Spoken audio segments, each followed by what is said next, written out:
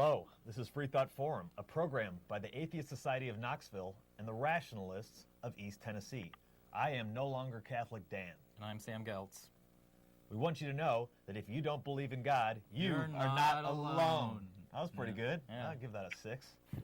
Right here in East Tennessee, you can find free-thinking atheists and agnostics. This is a show for them and for people committed to a life rooted in science and unfettered by supernatural beliefs. We will be telephone interviewing members of the Satanic Temple of New York City. First, we want to tell viewers about the show sponsors. The Atheist Society of Knoxville frequently has a fun meetup at a bar or eatery. Tonight's meetup is at Barley's in the Old City starting around 5:30. Look for the silver-jacketed copy of The God Delusion standing upright on the table. And as Matt Dillahunty at the Atheist Experience says, everyone is welcome to our happy hour for food, drink, and conversation.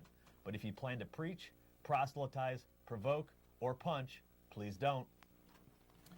The Rationalists of East Tennessee have several monthly regular meetings. The first and third Sunday mornings of the month are usually lectures with lively round-table discussion. The second Sunday, we hold a Skeptics Book Club. On the fourth Sunday, we are mixing it up, sometimes with a get-together we call a reflection meeting. It features a potluck lunch at someone's house. Sometimes we play board games, watch a movie, or similar activities. Just last week, we had a picnic for the National Day of Reason. Later in the show, we will give you our websites to visit for additional details, including times and locations.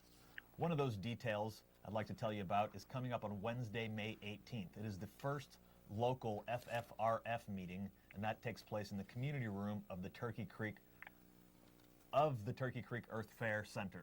So if you would like to get involved with the FFRF, the Freedom from Religion Foundation, you may check that out. Sounds good. We've had plenty of interviews with those guys. They're nice. Yes, one of our fellow ASS members is leading it, Miss Ledendecker, I believe. But we have a news story to talk about before we get into our interview segment. And this is from the American Atheists. Atheist sues Tennessee sheriff over First Amendment violations. American Atheists, along with a resident of Bradley County, Tennessee, right here, filed suit in federal district court in eastern Tennessee against Bradley County Sheriff Eric Watson for violations of the First Amendment. The purpose of the suit is to stop the sheriff's policy of censoring comments that are negative or at odds with his personal beliefs and to restore residents access to comment on the sheriff's Facebook page. The resident is using the alias Jane Doe because of fear of retaliation. On March 28, 2016, American Atheists received a complaint about a proselytizing Easter message that Sheriff Watson had posted on the official Bradley County Sheriff's Office Facebook page. American Atheists sent a warning letter to the sheriff about the post and cited other examples of inappropriate religious messaging on the sheriff's official social media.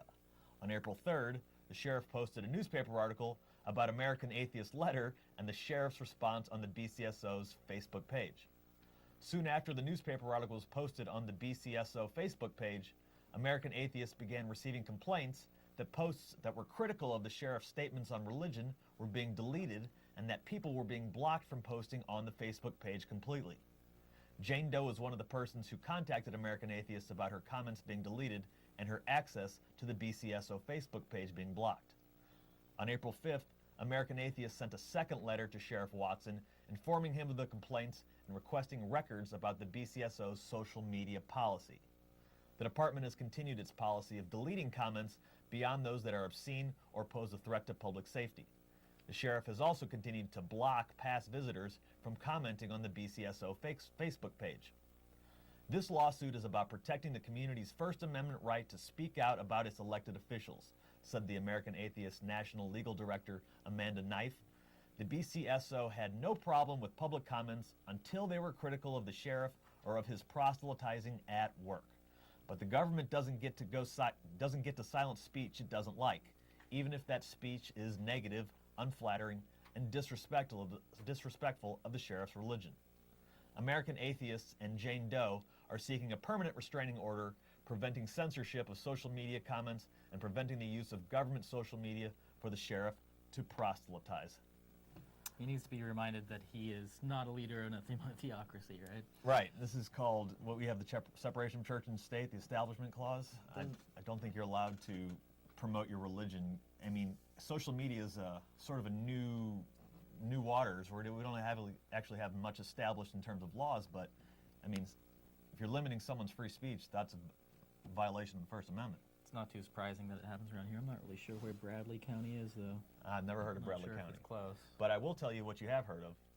Tennessee Governor Bill Haslam. You heard of him? Oh, yeah, okay. too much. Too much, right. On Wednesday, Mr. Haslam signed a bill into law that allows, this is last Wednesday, therapists and counselors with, quote, sincerely held principles to reject gay, lesbian, transgender, and other clients. In a written statement to the media, he said 2 of his concerns had been addressed by this most recent version of the bill, which passed the state Senate on April 6th. The first requires therapists and counselors to treat people who are in imminent danger to themselves or others. The second mandates the mental health professional arrange a referral to another counselor or therapist. The substance of this bill doesn't address a group, issue, or belief system, the governor said. I believe it is reasonable to allow these professionals to determine if and when an individual would be better served by another counselor better suited to meet his or her needs. So what that basically means is we now have doctors, therapists, that can choose whether or not they would like to see you based on your religious beliefs. Hippocratic Oath, right? Well, the opposite of the Hippocratic Oath. Yes. The opposite. In fact, counselors have to take, they have their own oath that says you can't do that. Yeah. It says you have to see everybody. Haslam has disappointed us now. The past week, he did veto the Bible as the official book, so we get one up and then we get one down. Yeah, well, I would just ask you this, Governor Haslam. What if all the teachers of the world decided they're only going to teach people of their own religion, or the firemen are only going to put out fires of people in a Catholic house? Or what if an emergency room doctor shows up and there's a white supremacist with a Nazi swastika tattooed on his head and he's got a bullet wound? You have to treat that. You don't get to choose if you work in the public sector who you can work for. So, and this is already losing money for the state too. Now, healthcare professionals don't want to have their conferences here. They want to overlook Tennessee. Right. If we're going to do this. Right. And we saw what happened in North Carolina when they passed their bigoted toilet bill. I mean, we're right in the middle of Mississippi and North Carolina that have already passed this stuff. So. It's not too surprising. We were about to try to pass a transgender bathroom bill, but it got shelved. So. Oh, really? Yeah. It got shelved. Okay. Until next year, at least. We don't have to hear about it for a whole another year. Yeah, there are already rules against, the things.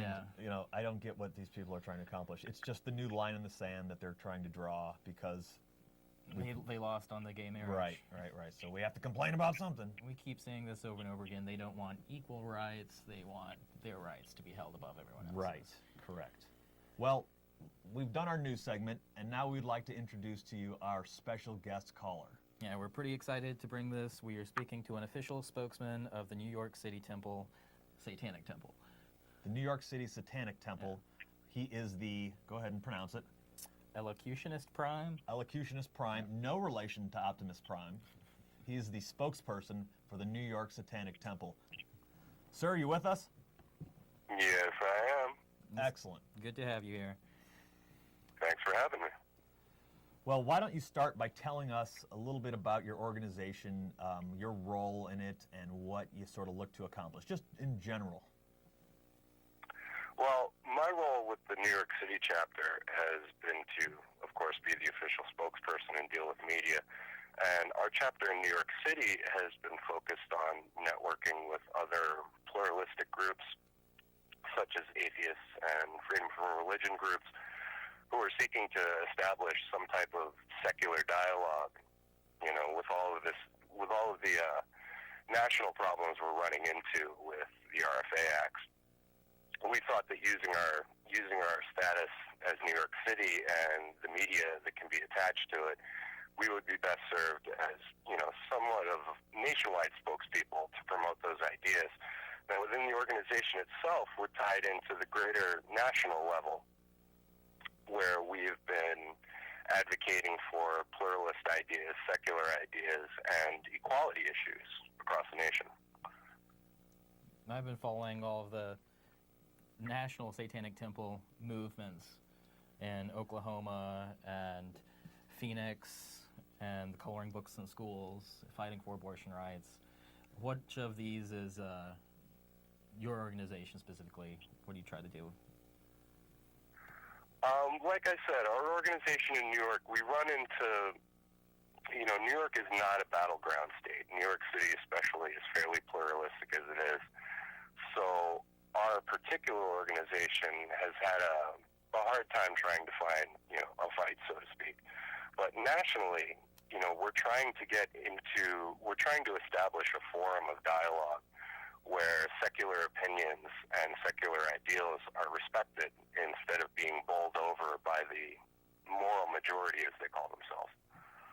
Now, you've used the term pluralists. Can you explain what you mean by that? Well, as an organization, we don't seek to establish ourselves in any sort of prominence over anyone else. What we're trying to establish is, what we believe is constitutionally protected, that every individual's views and everyone's, say, religious ideals have equal value in the eyes of the public. As we were saying earlier, it seems like Christians are trying to fight for more values than everyone else. They don't want to be equal. Right. We were talking earlier before the show, and quite frankly, I would not consider myself a Satanist, but I think Sam may. And we're going to get into the tenets here of the Satanic Temple. Do you guys have like a mission statement you could maybe give us? We do. It's available online, as with most of our shenanigans. But our fundamental tenets basically revolve around individual authority and the respect of other individuals to retain their autonomy as well. So, for instance, one of our pursuits is to stop the beating of children in public schools based on the tenet that one's body is inviolable, subject to one's will alone. Now, to retain that autonomy as a citizen, as an individual, is extremely important to our mission. That is an important belief, and it's allowed you to fight for abortion rights as well in other states. That a woman has her own. Abortion rights issue is honestly, in my opinion, much more of a medical issue. And the state legislatures that seek to suppress the medical rights of particularly females in this case, I find grossly misogynistic and against the principles that, the American principle that all men are created equal is granted by the Constitution. It's funny men being the word of the day. It's funny to hear you talk, and you're talking from like a religious point of view when you're quoting America, and you're using this patriotic sort of this tone. Like, you actually are trying to improve upon our society as a religion, not necessarily religiously, but you're trying to make advances that other religions adamantly oppose, and so you're like the opposite of a religion. Is that correct? To a degree, I think you'd find if you asked quite a few of our members, in my case especially, I hold our values in a religious sense. It is a somewhat of a doctrine, maybe not the most appropriate word, but it's a philosophy that I aspire and attempt to adhere to, and I just don't believe that, especially as Americans, what's granted to us constitutionally, that anyone should be allowed to use religion as a justification to impose their will upon others. That's great. That absolutely sums up what I wanted to hear. You're not allowing people to use religion to impose their values on people. Before we move into your tenets and what beliefs the Satanic Temple actually holds, let's clear this up for our viewers. Do you actually believe in Satan? Do you actually worship Satan? Yeah, in the traditional religious sense, no, we do not worship a deity. We are an atheistic religion, and our view of Satan is actually a metaphorical one. It comes from fictional works like Paradise Lost from Milton, where Satan is represented as an adversary, and Satan is an icon. Now, even though we espouse the values of such rebellious nature, we do not worship, say, a deitic view of Satan, no. There is no demon man with cloven hooves and a pointy tail and a pitchfork in the center of the earth. You're pretty sure about that? I'm pretty sure about that, but when we celebrate Krampusnacht, we tend to act that out quite a bit. That's better than Christmas, in my opinion. If you have a question for our spokesperson from the New York City Satanic Temple, please call us at 865-215-2288. I'm sure people are listening out there and they think, oh, you got a devil worshiper on the show. Why aren't you pouring blood on each other and slaughtering calves? We do that down at Barley's after the show. Or we don't do that at all because we're just rational, normal human beings, just like our friend here who we're interviewing right now. Some of our religious local callers probably have been expecting us to just come out as Satanists. Come out as eventually. Satanists? Well, I'm very interested into these tenets because what I've briefly glanced over here, I like. So let's go through them all one by one, if you don't mind. Okay, one by one. We'll start with the first one. Our first tenet: one should strive to act with compassion and empathy towards all creatures in accordance with reason. That's a given, right? I mean, as humanists, we definitely strive to treat others how we would choose to be treated and try to emotionally bond with them in the circumstances that they're undergoing as humans. Yeah, that's the golden rule right there. Christianity sometimes tries to grab it. Now, would this include animals? Or would you say that lots of all your creatures? Oh, it says all creatures. All creatures, in my mind, is fairly definitive. Yes, animals are living creatures, and I take it so far as to claim that plants are living creatures. Are you? I tend to have somewhat of a Buddhist perspective on that, whereas life is life, and you act with compassion towards life, and you're empathetic to the struggle that all living creatures share. Very opposite of the Christian view of everything is ours for the taking, harvested. Right. Right, yeah, God gave us these animals. I think in a biblical sense you're correct. They definitely have a differentiation between people and animals. You know, there's a classification of servitude for the lesser creatures, as it's sometimes called. I particularly, myself, I don't agree with that. Are you a vegan or vegetarian, perhaps? No, not in the least. Not in the least. Yeah, me neither. But I understand your empathy and compassion for yes, yeah. We're on the same page here. What would be tenet number 2? Tenet number 2, the struggle for justice is an ongoing and necessary pursuit that should prevail over laws and institutions. And that's very important. We see your organization fighting for that constantly around the country. Yeah, we feel that laws and institutions can be founded in traditionalism, which may come from a different time. They may have been more pertinent at the time that they were created. However, we can go hundreds of years without addressing certain laws, and they can come from a more archaic culture and less of an equal culture. And we happen to think that the pursuit of justice, really, the pursuit of justice itself is what evolves a society forward, not its laws and not its traditions.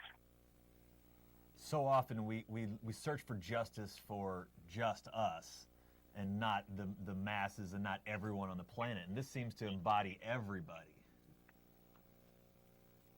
Well, in an optimistic sense, it should. However, that's not the reality of the situation, which I think inserting the word struggle into that tenet becomes pretty relevant. That's what you strive for. Tenet 3. Yeah, it's an aspiration. Let's move on to tenet 3. As I mentioned before, one's body is inviolable, subject to one's will alone. That is the autonomy of the individual, that your body is, to pair it from maybe a religious sense, your vessel for your spirit, or however you choose to look at it. Now, since you're the only one who has to live in your skin, you are the one who determines where your boundaries are and where those boundaries are set. And no one else can enforce their idea upon you as to what you can tolerate, especially in a physical sense. So what would be an example? What would be some sort of oppressive rule that this tenet is striving to fight against? it may be a little bit far out of field to say so, but just the mere fact of incarceration as a punishment. That's what I thought you were going to say. I personally... Yeah. I'm sorry. I said that's what I thought you were going to say, was jailing people.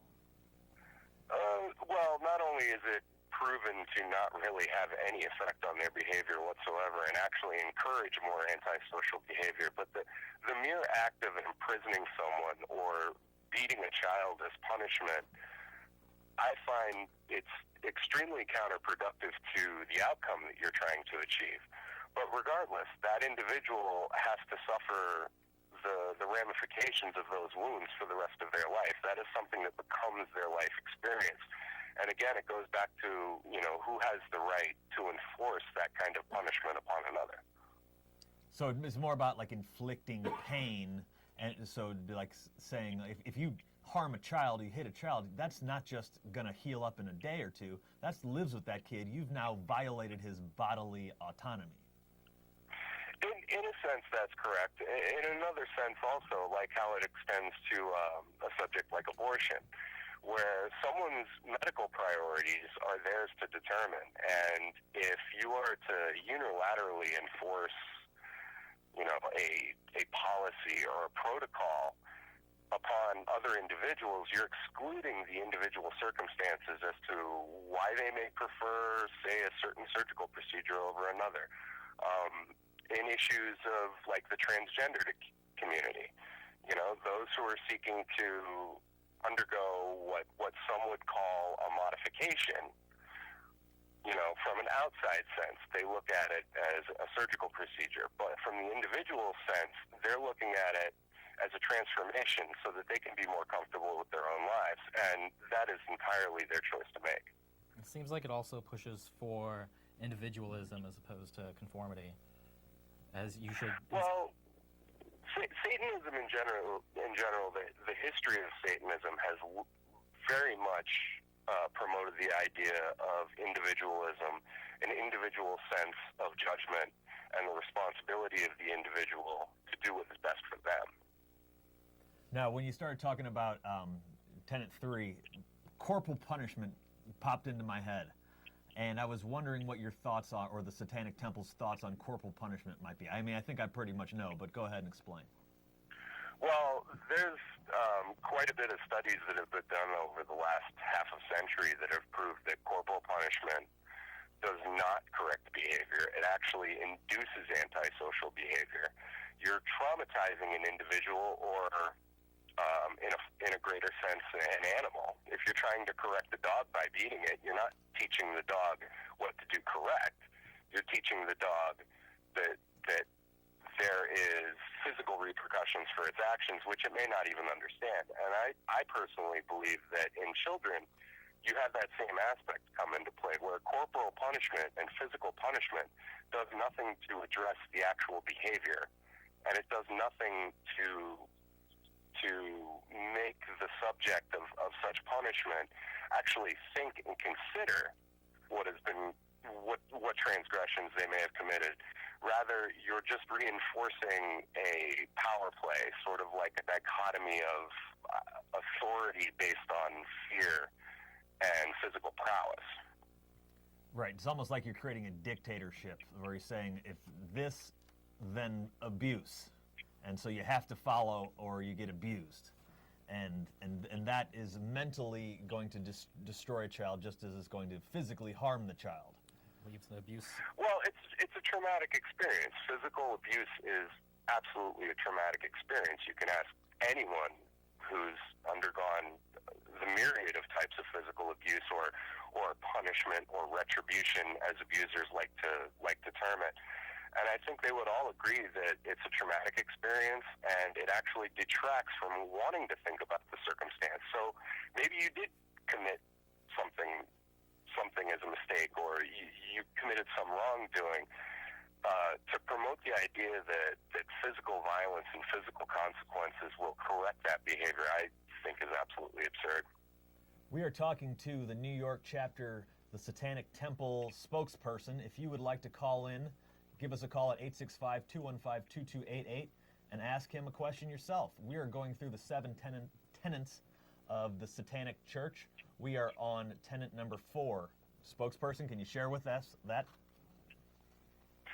This is one of my favorite ones, and not only because of the ideal that it sets forth, but the amount of argument that it gets, even amongst our members. And I think it's a gem. So, tenet number 4, the freedoms of others should be respected, including the freedom to offend. To willfully and unjustly encroach upon the freedoms of another is to forego your own. I'm going to need some further clarification. My interpretation of this tenet is these values that we hold deeply amongst ourselves in an individual sense. You know, the values that I hold and my freedoms and my rights should be equally respected out of others. Otherwise, there is no justification for me to have those rights. So basically, I see it as a way to, you know, keep oneself from deciding that these are my rights that I am entitled to and I am entitled to alone, which I think is obviously, as social creatures, it's a fallacy. Where if you want your rights to be respected, then you have to understand that other people share the same rights that you do, and you have to make a conscious effort to respect theirs as well. So it's sort of the golden rule. It's sort of do unto others as you would have them, right? It's also holding up the First Amendment. Right. But I'm kind of confused. Yeah, well, go ahead. From a Christian perspective, it would be very much like the golden rule, which I think, unfortunately, modern Christianity has strayed quite away from They do get very offended. practicing. So is it sort of using the word offend, like you have the freedom to offend. That means I have the freedom to sit here and say, Sam, you're ugly, but he has the ability to say, Dan, no, you're ugly. Is that what we're talking about? If you choose to take the dialogue to that level, that's entirely up to you. But I also think the meaning of offense goes both ways. Whereas I have the freedom to say things that are offensive or antagonistic to your point of view, but as well, I should keep in mind that your point of view may be antagonistic or offensive to me, and that is still your right to do so. I think this rule is very important in the internet age that we're in now, where you see censorship, one group trying to censor another over someone saying something offensive, well, when it comes to events in the world, Muslims will kill people over this rule. Okay. Well, I'm thinking more like the very hot topic of college campuses now and the term safe space, whereas people have to have these safe spaces as to not be offended.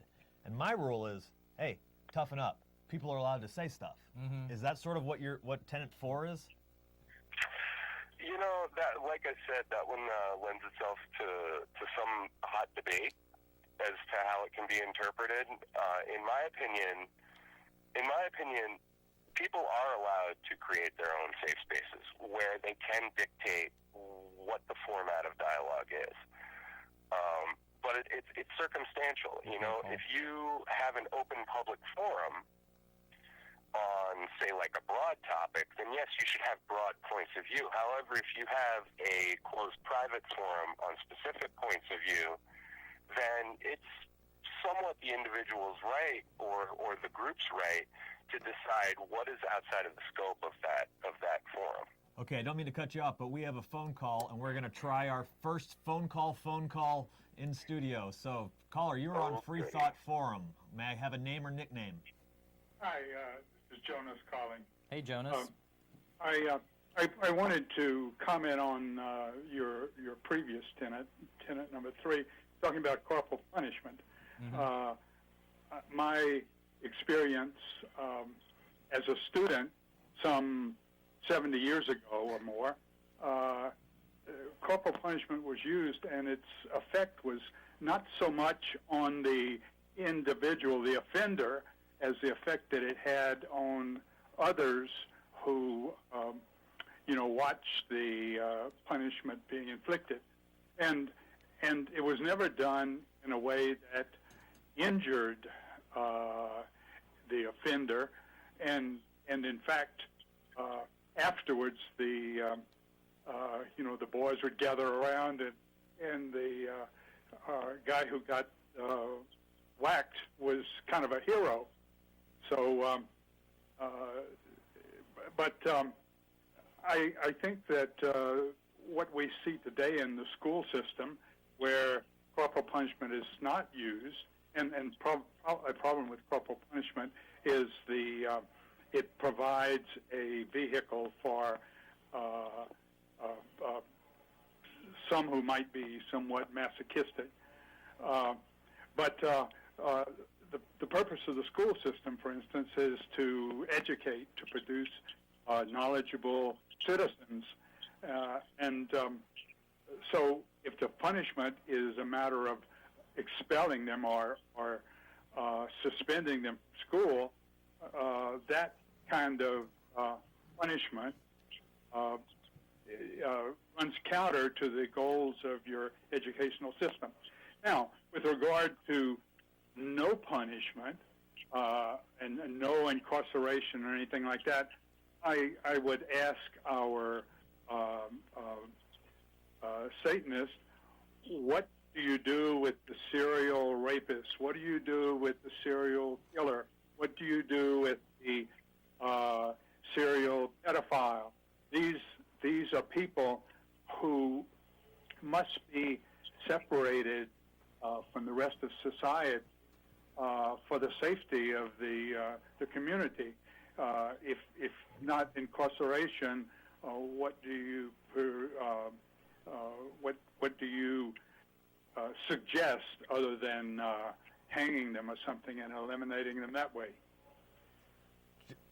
Well, I think that's a good question, and I think socially we really have yet to come to terms with any truly viable solutions in that respect. If you look at the Nordic countries like Iceland or Norway or Sweden, for instance, their criminal justice system is far less punitive, where they may remove someone from certain aspects of the social environment to ensure the safety of the rest of the citizens, and they definitely aspire to integrate treatment instead of purely just punitive measurements. Now, whether or not this is completely effective, it's still a relatively new exercise in rehabilitation. So in that respect, when you're talking about people who are, say, like a serial rapist or a serial murderer, you're definitely talking about someone who, punishment isn't going to deter them anyway. So you're more talking about the aspect of what do you do to remove them from society so that they can't cause society harm. And the effective manners to do that, I don't think socially we've fully explored yet. So that's definitely an issue. However, if you want to look at like minor offenses where people spend ridiculous amounts of jail time with those people, with those uncorrectable types, as some like to describe them, I absolutely don't see that as being productive or socially constructive. But in terms of the individual that can't stop or will not stop, that is compulsive in their behavior, then to a degree, for the safety of society, I don't necessarily disapprove of excluding them from the greater society itself. However, I don't believe in treating them like an animal in a cage either. Yeah, well, I would certainly agree with that.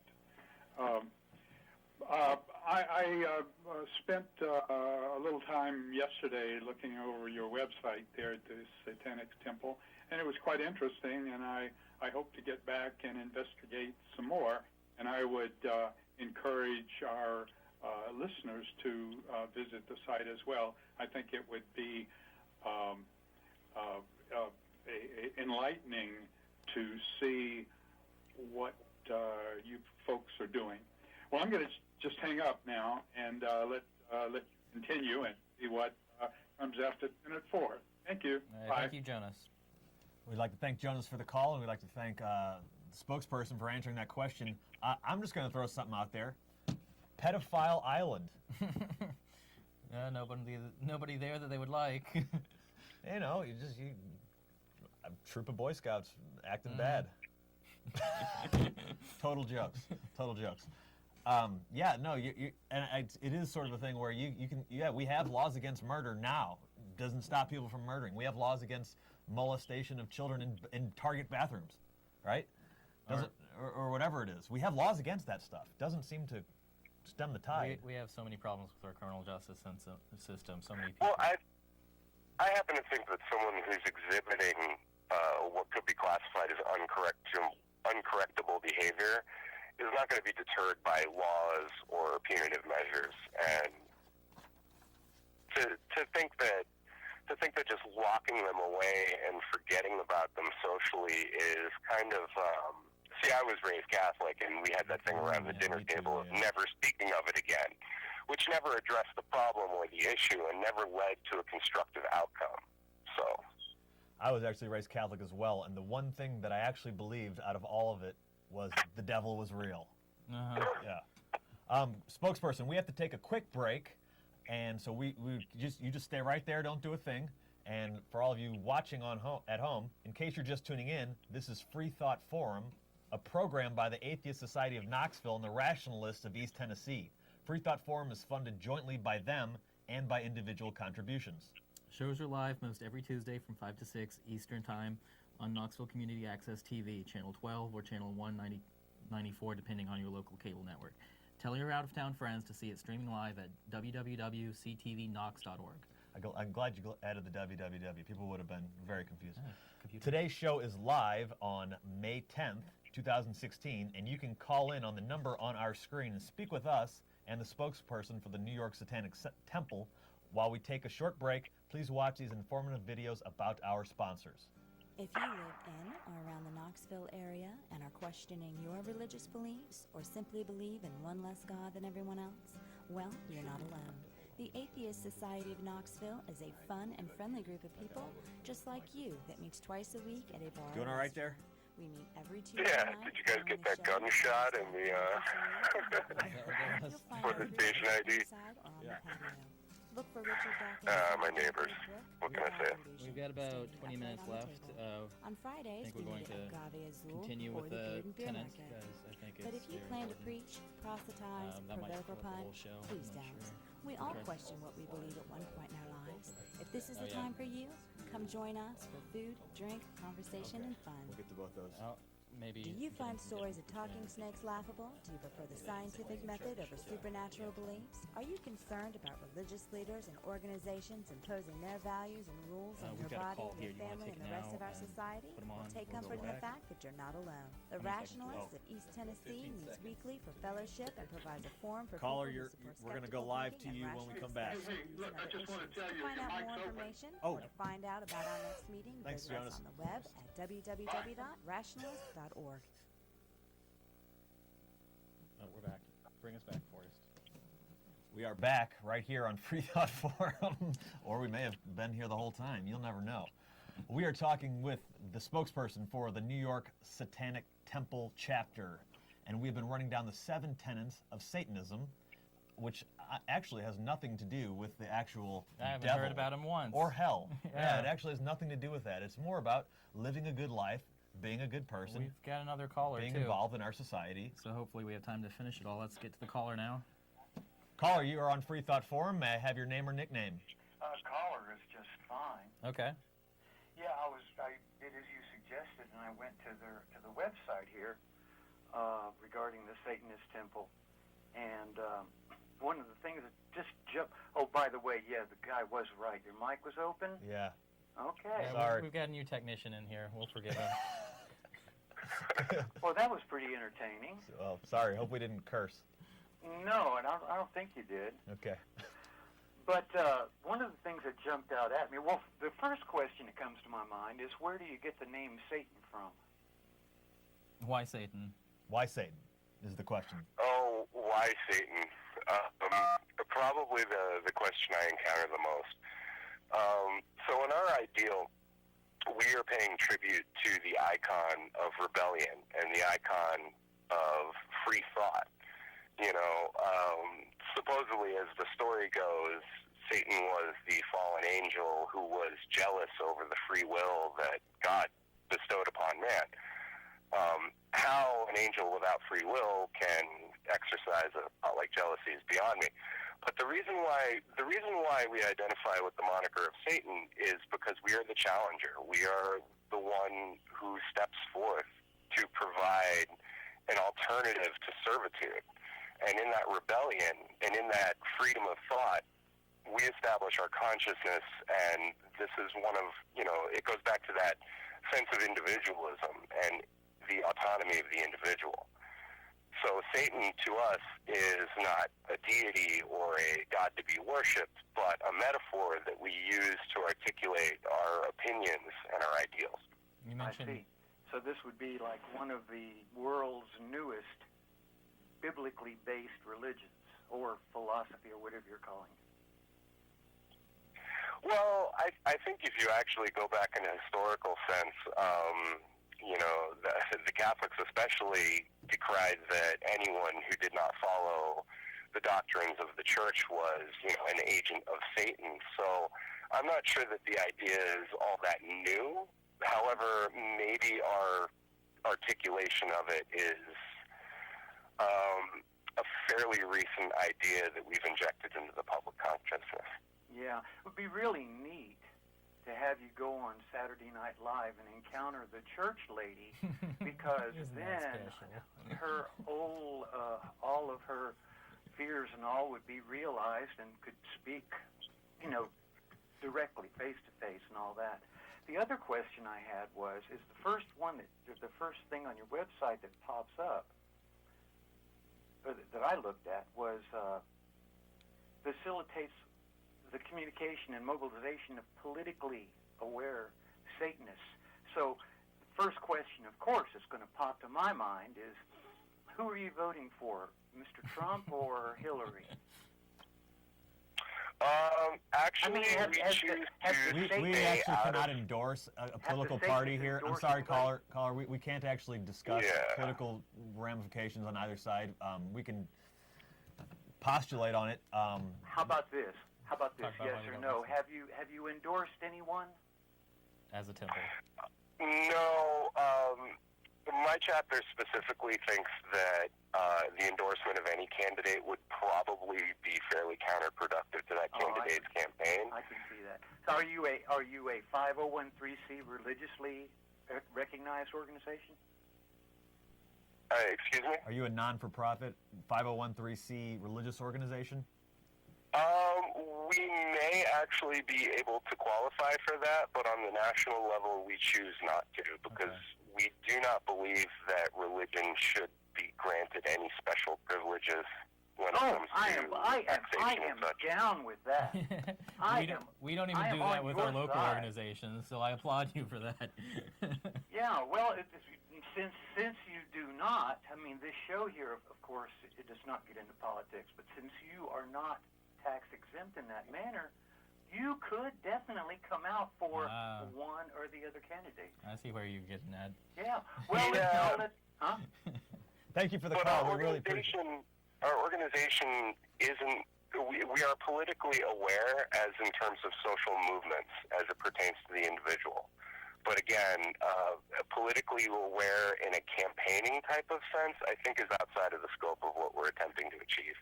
More of issues than politicians. I see. Well, I'm looking forward to one of the candidates come up and say, listen, the Satanists are behind us. That would be great. But I know that the Satanic Temple, Ted Cruz was called Satan, but I forget who it was, but they were like, no, we are not affiliated with him. Don't push him on us. Caller, we appreciate you calling and giving us that information. That was very, very helpful. Thank you so much. Do you listen often? Nope. Okay. Let's move on with the tenants. We've got 15 minutes left, so we might have to step it up. Okay. Where were we? We were on tenant number 4? 5, I believe. 5. Go ahead. Okay. Tenet number 5. Beliefs should conform to our best scientific understanding of the world. We should take care never to distort scientific facts to fit our beliefs. I love this one. I love it too. In fact, I've said this before, but I drive home and there's a huge billboard that has the evolution of man chart, the Darwin crossed out, and then it just says read the Bible, and I'm like, you're just allowed to just put lies up on the billboards nowadays. I've never even seen that no, one. it's That's it's gross. pathetic.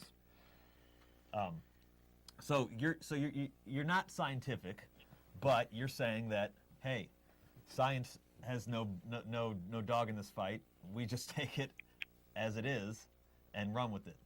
Is that a close? Well, it's our best scientific understanding, and I think the nature of science definitely ties into our philosophical standpoint that science questions itself. Science is not averse to re-examining what it formerly considered natural law or laws of the universe. Science in and itself is constantly asking questions, and it's constantly reevaluating what platform. And if given new evidence as to, you know, the nature or the circumstance of something you're examining, then, you know, it's a very scientific method to re-examine your formerly held position and see how relevant or factual it may actually be given new evidence.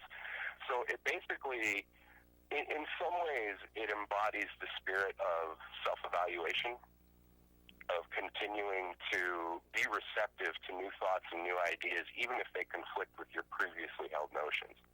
That's great. Yeah. So if there is evidence that something has changed and we find out about it, you're willing to say, "Oh, yep, we'll go with that instead." That has better evidence for it. Now, I've always... Well, we should be. Humans are very traditionalist. Humans like the safety and security of what they already know, and they have a predisposition to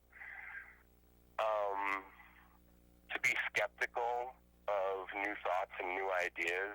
And I think that tenet promotes the idea to remove that suspicion of a new thought or an idea and give it the credit of at least examining it and seeing if there's a factual basis for it. And just to use your belief as an overriding statement to exclude new facts and new ideas is really not productive to the growth of the individual. Now, this rule is something that I've always thought separates the Satanic Temple from the LaVeyan Satanic Church, because they have a little more woo-woo mixed into their beliefs. Well, the Church of Satan, the LaVeyan philosophy is also an atheistic philosophy. In terms of ritual, they tend to promote it a little more than we do. However, the credence is not to beg a god for favors or, you know, special treatment. It's more to, the ritual is more of an exercise to promote one's psyche, to be in a proper place, to be receptive for things to happen, at least in my opinion. I've always said that's how you know that Satanism is a real religion, because they've actually fractioned off from each other now. That makes them That's official. how you can tell. They split. On to 6. Tenet number 6. Tenet number 6, one of my personal favorites. People are fallible. If we make a mistake, we should do our best to rectify it and resolve any harm that may have been caused. Now, this is sort of a caveat when it comes to the other tenets. It describes the tenets as not hard and fast laws that must be obeyed for fear of judgment or any of that silliness. It more describes them as aspirations, as guidelines that we choose to adopt to develop ourselves as human beings and to grow stronger and have a greater understanding of ourselves and the world around us. Right. Yeah, you know, people make mistakes all the time, and it is our ability to deal with those mistakes and to deliberate upon what is the correct action. That's what makes us human, right? If we were all perfect, omnipotent beings, we'd be God, and we're not. Yeah. So there has to be something in there about the mistakes that we make. I think this Well, one... I think to ignore or to exclude mistakes is a huge detriment to the growth of the individual. Where you have to, you know, you do have to go back and examine yourself and realize that maybe what you did at the time, it may have been what you thought was the proper thing to do, but it wasn't. And if that really concerns you and you really want to evolve and grow past it, then you should seek to rectify that behavior. And I make the parallel here to the Catholic religion of reconciliation, where if you do something wrong, you just think about it and then it goes away. Whereas in the Satanic Temple, you need to go rectify and resolve the harm. I would argue that they don't even promote thinking about the transgression. It's you say your Hail Marys Right. and your Our Fathers, and you thumb around the rosaries until your knees hurt, and then all is forgiven, and you can go out and perpetrate transgressions all through the week as long as you show up on Sunday to confess. And I don't think that's really promoting the idea of self-examination, self-awareness, and self-improvement. I see this as opposite of this tenet being opposite to religion in general, where listen to everything that your pastor says or your priest says. They are infallible. God is infallible. The Pope is infallible. Right. And that leads us to our final tenet. Which goes back to a lot of the reasonings I used before. Tenet number 7. Every tenet is a guiding principle designed to inspire nobility in action and thought. The spirit of compassion, wisdom, and justice should always prevail over the written or spoken word.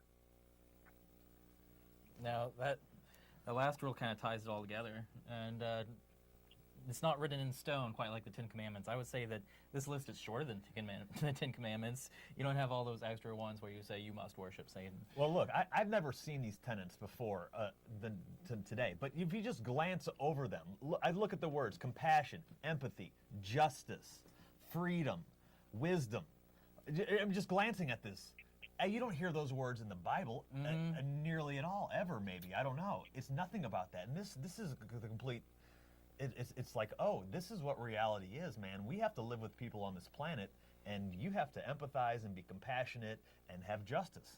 And that's what the Satanic Temple promotes. It doesn't say nothing about goat's blood and babies.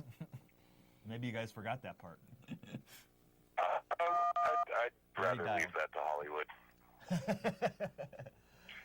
Yeah. But to me, the 7th tenet, like you said, it really does tie the rest of them together, and it's really important to take the tenets not as individual rules or guidelines, but an overall sense of aspiration. You have to think of them as a dynamic set of guidelines. They interact with each other on many different levels, and they're not mutually exclusive. It doesn't really leave room to rules lawyer over, well, am I violating this one? Am I violating that one? What the 7th tenet to me promotes is the idea that you take all of the tenets equally and try to exercise them in a sense of equal balance. Right. Where it also leaves a lot of room for personal judgment and personal interpretation so that they work for you. And they work for you to be a guiding principle to become a better person and improve yourself. One of the things I've been thinking about this whole hour here is the use of the word Satan, and as that one caller asked, because whenever you hear about Satanism or Satanic Temple or whatever, a lot of people are very quick to throw the baby goat out with the bloodbath water, and they start to sort of go, oh, that's devil worshiping. And man, I was kind of thinking, like, maybe Satanists are more moral than you. they're far more. There's way more morality here than you'll ever get in the Bible. Yeah, exactly. Much better job on the Ten Commandments wrapped up in. I want to hear from you, spokesperson. You said you're a Catholic. What led you to this path? That's actually kind of a funny story.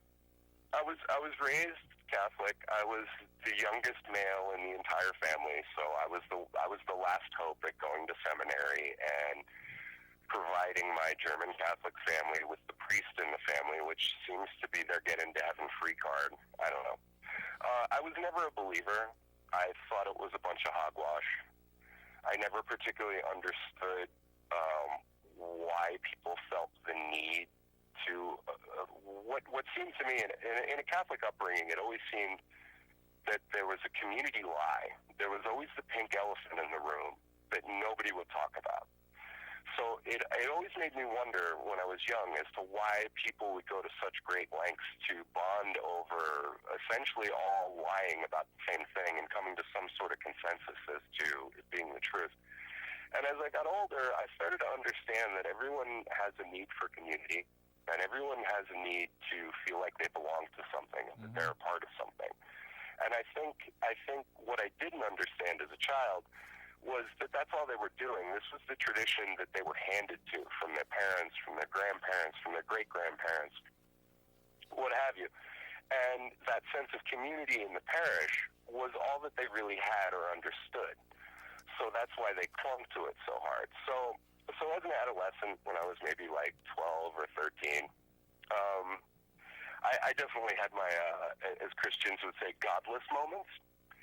And I started to be introduced to readings, to writings outside of the Christian sphere. And I didn't really have much use for it. I read the Levain Satanic Bible, and I really didn't care for a lot of what it promoted. So I definitely went on an atheistic path. I didn't identify with any group or any tradition for quite a long time. The Satanic Temple itself actually gave me cause to take up with a group based on these tenets, based on the social initiatives that they were doing. Yeah. Made me want to identify with them as a group because I saw them as a group of progress. And before that moment, I never identified myself as a Satanist. And now, my perspective on it definitely reinforces the idea that I can proudly say I'm a Satanist because of the fact that I bowed to no one's rules. I took no doctrine as gospel.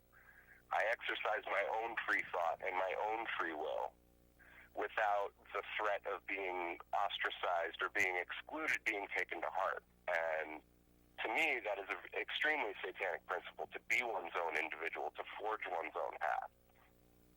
Yeah. Well, we're wrapping up the show here. We've got about 2 minutes. Is there any last comment you'd like to leave us with?